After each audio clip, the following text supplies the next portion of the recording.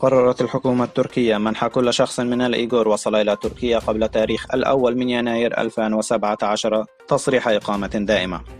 ويذكر أن العلاقات التجارية بين تركيا والصين توترت في الآونة الأخيرة، وقد رحب الإيغور بهذا القرار.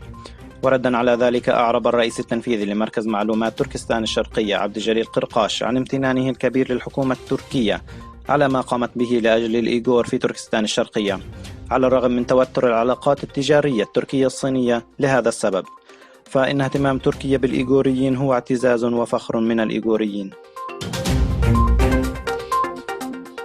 في منطقة شينجانغ ذاتية الحكم تركستان الشرقية المحتلة من قبل الصين، حيث تعتقل الحكومة الصينية الشيوعية في سجونها أكثر من 1.5 مليون من الإيغور وغيرهم من الأقليات المسلمة الأخرى، ويتم احتجازهم في معسكرات يطلق عليها مراكز التدريب والتعليم الثقافي، ويتم إجبار فتياتهم على الزواج من رجال صينيين، حيث يتم تهديد الفتيات بعدم خروج عائلاتهم من السجون إذا لم تقبل بالزواج، وبالتالي تجبر الفتاة إلى القبول بالزواج والتخلي على المعتقدات الدينية الإسلامية، ويجب عليها ارتداء الثياب الصينية التقليدية وإظهار ولائها للمعتقدات الصينية، كما تجبر الفتاة على الضحك في حفل الزفاف ليتم تصويرها على أنها تتقبل الأمر.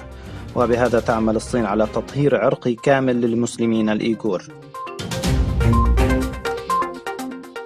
وكالة أنباء الصين الجديدة شينهوا نقلا عن صحيفة بلو هاوس نيوز الكورية الجنوبية، عقد رئيس كوريا الجنوبية مون جين إن اجتماعا مع زعيم كوريا الشمالية كيم جونغ أون في 26 من مايو في بانغمونغ جناح التوحيد. شارك أكثر من 60 حزبا من الأحزاب السياسية والنقابات العمالية ومنظمات المجتمع المحلي في فرنسا بتنظيم مظاهرات كبيرة للاحتجاج على سياسات ماكرون. ووفقا لوكالة رويترز، على الرغم من قيام العديد من النقابات العمالية والأحزاب بتنظيم مظاهرات للمرة الأولى، فقد تم تنظيم 140 مظاهرة في فرنسا، وشارك أكثر من 93 ألف شخصا في هذه المظاهرات، ومع ذلك تعتبر استجابة الناس للتظاهر قليلة. وقال وزير الداخلية الفرنسي كولومب إن انخفاض معدل مشاركة الشعب يشير إلى أن الفرنسيين بدأوا يرون أن سياسات الحكومة حققت نجاحا أوليا. ضرب إعصار موكونو شبه الجزيرة العربية وتحديدا سقطرى وسواحل عمان هذا الصباح، وكانت الرياح تسير بقوة 170 كيلومترا في الساعة، وأدى الإعصار إلى وفاة طفلة.